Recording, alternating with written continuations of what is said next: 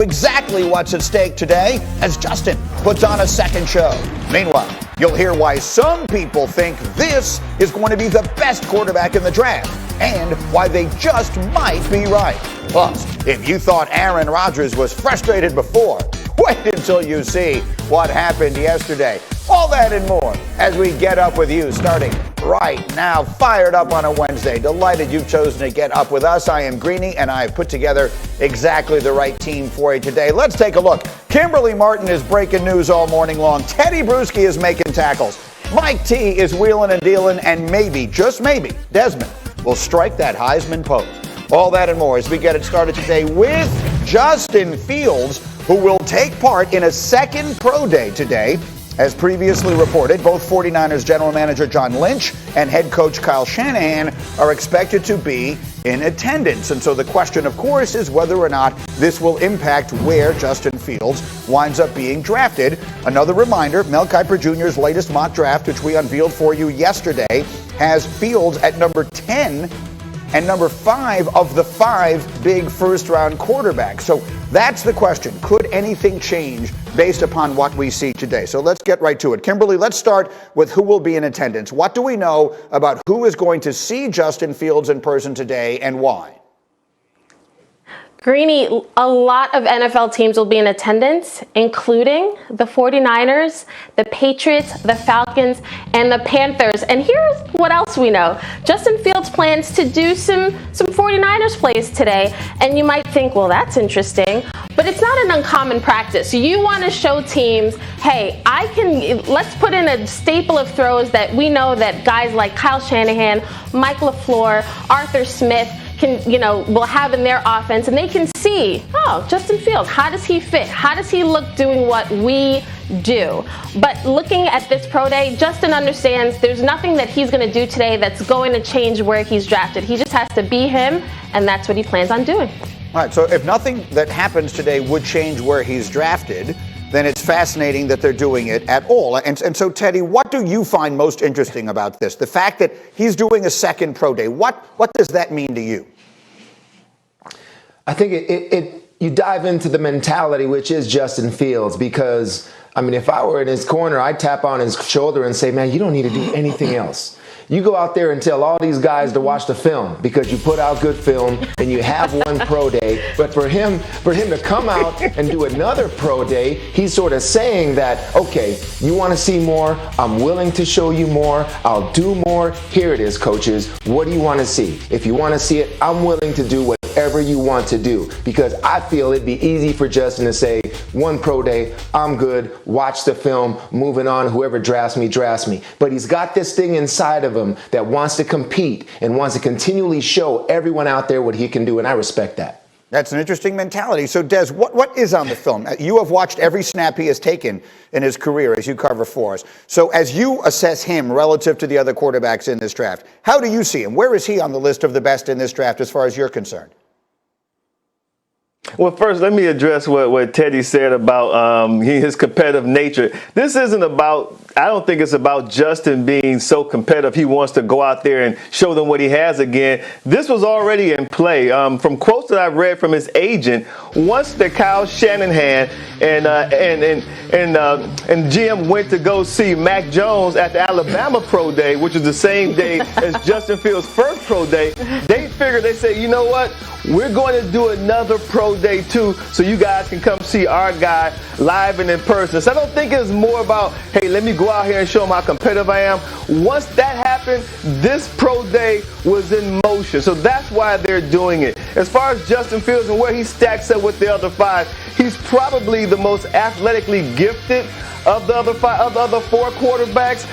His arm strength is incomparable. I think he has really good accuracy in the pocket. But then when he breaks contain, he wants to run. He's not looking down the field that much. And then he has had issues with his progression. You look at the Indiana game, you look at the Northwestern game, you look what Alabama did to him too. So there's a lot to dissect there. Teddy, let's look at some tape. I know you put together a little tape for us today on what you're seeing in Justin and how you think it could translate. What do you see? Yeah, just what Dez is talking about there, his athletic ability as a defender defending against someone like this, it's easy for defenses to get ready for the structure of a play. Okay, here's the structure of a play, for example, of Patrick Mahomes. You get a rusher up the middle of the pocket, and he's able to use that ability and improvise and make some type of play where he gets it out of there. That's a Patrick Mahomes play. Andy Reid didn't call that play right there, okay? Similar to Justin Fields, if it's not there initially and he doesn't have it, defensively we have it covered, but then it's like, man, do I rush him? Do I stay back in coverage? And that's a throw he can make on the run also. So it's just those problems, looking at it from a defensive perspective. When I have a quarterback that's going to stay there in the pocket, and I know he's going to be there, I know what to do within the structure of my defense on how to stop it. But once there's that extra element, which Justin has, I think that gives him a lot of ability in terms of more value to a team. By the way, Desmond, did you see what he did there? He showed Patrick Mahomes against the Jets, and then he showed Justin Fields against Michigan. I take that personally, and you should too. Cold-blooded, man. Cold-blooded. That's what I think. I think Teddy. You should have cut his mic, Green. You should have cut his mic. He's coming at us early. But Kimberly, let me circle all the way back to you, which is to say, what is at stake then? If the mentality he's taking into this is today isn't going to decide where I get drafted, then what is it about? What is at stake today as we all get set to watch and follow what Justin Fields does? Listen, Justin Fields is super confident in himself, but it's just being you in front of a different set of eyes. We talked about the amount of pro days that are happening, some guys having pro days on the same days.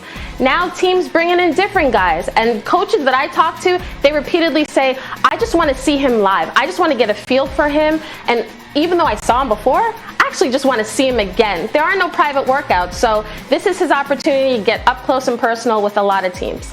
And so does he, I guess what I want to ask you is, does he still have a chance to break into the top three? We have been acting as though the top three picks are basically set.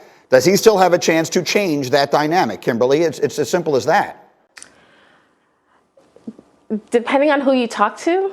I know Mac Jones is penciled in on some people's mock drafts, but a lot of other personnel guys in the league think he's the third guy. So I'm really interested to see what the 49ers do because, you know, you look at Mac Jones versus Trey Lance and the Justin Fields, you can make a case for all of these guys. And Kyle Shanahan, we know what he can do with quarterbacks. It really comes down to which quarterback traits does he like and which guy does he think is going to set his team apart.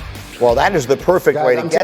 I'm telling you right Teddy. now, fellas. Hey, guys, minds are made up. Minds are made up. And if they don't know what they're doing 1, 2, 3 by now, they need to be fired.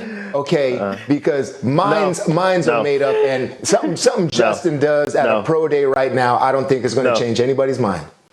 Dez, go ahead. Greeny's not going to get a word in this show. This is what's going to happen. Okay.